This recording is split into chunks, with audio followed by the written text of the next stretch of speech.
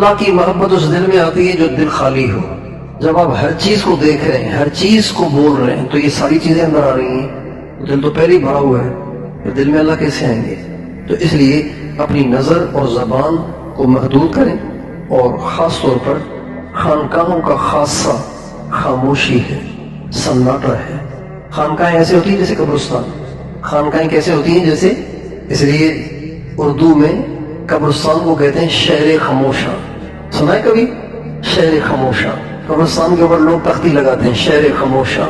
یہ بھی شہر ہے، آبادی ہے، لیکن بولنے والوں کی آبادی نہیں، یہ خاموش لوگوں کی آبادی. تو خانقاہ ایسے ہوتی ہے، شہر خاموشہ ہے. خانقاہیں شہر خاموشہ ہوتی ہیں، اور بعض خانقاہوں میں تو اس پر اتنا شدت سے عمل ہوتا ہے کہ شیخ بھی نہیں بولتے، اور تو کوئی کیا بولے وہ بھی نہیں بولتے، وہ بھی خاموش بیٹھے رہتے ہیں، بزرگ بھی خاموش بیٹھے رہتے ہیں. چنانچہ ہمارے حضرت خواجہ خان محمد صاحب کے ہاں ہم نے یہی دیکھا کہ بس وہ یوں بیٹھے ہوتے تھے، باقی سارے کوئی ترغیب نہیں، کوئی بات چیت، بس بیٹھے ہوئے گھنٹوں گھنٹوں بیٹھے ہوئے. لوگ آ رہے ہیں، تھوڑی دیر بیٹھ رہے ہیں، پھر اٹھ کے جا رہے ہیں، آ رہے ہیں، تھوڑی دیر بیٹھ رہے ہیں، پھر اٹھ کے جا رہے ہیں. خالی نہیں جا رہے ہیں، بہت کچھ لے کے جا رہے ہیں. ہمارے حضرت جی مولانا انعام الحسن صاحب رحمۃ اللہ علیہ بھی اسی مزاج کے آدمی تھے، تبلیغ کے تھے تیسرے امیر تبلیغ کے، لیکن بس یوں ہر وقت یوں بیان نہیں کرتے تھے، کرتے ہی نہیں تھے بیان، صرف دعا کرتے تھے بس. اور بیان سے پہلے کوئی 5 منٹ 7 منٹ تھوڑی سی بات کرتے تھے بس، وہ بھی وہی الفاظ جو عام طور سے ہوتے تھے، بولتے نہیں تھے. رائے میں تشریف لاتے تھے اجتماع کے لیے، تو عصر کی نماز کے بعد ایک پارک تھا جہاں آج کل 3 منزلہ عمارت ہے نا رائے میں، جنہوں نے دیکھی ہوگی 3 منزلہ عمارت.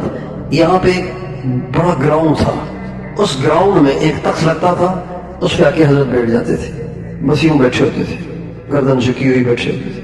اور اس تخت کے پایوں کے پاس نیچے ایک طرف مفتی زین العابدین صاحب بیٹھے ہوتے تھے، ایک طرف حضرت حاجی عبدالوہاب صاحب بیٹھے ہوتے تھے، ایک طرف حضرت مولانا محمد عمر صاحب پالن پوری بیٹھے ہوتے تھے. یہ حضرات نیچے تخت کے ساتھ بیٹھے ہوتے تھے، حضرت اوپر تخت پہ بیٹھے ہوتے تھے. بس ایک لفظ بھی مغرب تک نہیں بولتے تھے. مغرب کا وقت قریب ہوتا تو ایک اعلان کرنے والا آتا کہ جی نماز کی تیاری کریں، بھائی نماز کی تیاری کریں، چلو جی. اب جو ہوتے تھے بزرگوں سے وصول کرنے والے وہ بھی گردن جھکا کے بیٹھ جاتے تھے، اور جو ہمارے جیسے ہوتے تھے وہ آ کے آس پاس تماشا یہ کیا مسئلہ ہے، یہ وہ بھی گردن جھکا کے بیٹھے ہوئے، پتہ نہیں کیا کر رہے ہیں یہ لوگ، کچھ بولے تو فائدہ تو ہونا. تو تھوڑی دیر کھڑے ہو کے دیکھتے تھے، کہتے زیارت ہو گئی، بس واپس چلے جاتے تھے. لیکن جن میں بزرگوں کے سینوں سے انوارات کو جذب کرنے کی صلاحیت ہوتی تھی تو وہ بیٹھ جاتے تھے، وہ بیٹھے رہتے تھے. مغرب کے وقت بھی ان کو کہا جاتا تھا کہ اب جائیں تاکہ نماز حضرت بھی جا کے نماز پڑھے. بچہ اگر اپنا منہ ماں کے پستان میں ڈالے تو دودھ آ جاتا ہے؟ صرف منہ ڈالنے سے آ جاتا ہے؟ بولیے، چوسنا پڑتا ہے. فیڈر آپ بھی منہ میں رکھ کے چیک کریں، فیڈر کو منہ میں رکھ کے چیک کریں، صرف منہ میں رکھنے سے پانی نہیں آئے گا، دودھ نہیں آئے گا، چوسیں گے تو آئے گا. تو جن کو اللہ تعالیٰ نے مشائخ کے قلوب سے انوار معرفت کو چوسنے کی صلاحیت دی ہوتی ہے، وہ اس بات کا انتظار بھی نہیں کرتے، نہ ان کو اس کی خواہش ہوتی کہ کچھ بولیں، بلکہ وہ کہتے ہیں کہ پن مل گئی ہے، بس چارجر لگانا ہے، بس سوئچ مل گیا ہے اور صرف چارجر لگانا ہے، بس چارج ہوتا رہے گا. اپنے دل کو ان کے دل کے ساتھ کنیکٹ کر دیتے ہیں اور پھر ملتا رہتا ہے ان کو. تو نظر اور زبان، اس پہ ہمیں قابو پانا ہے، ٹھیک ہے انشاءاللہ. بالکل نہ بولیں،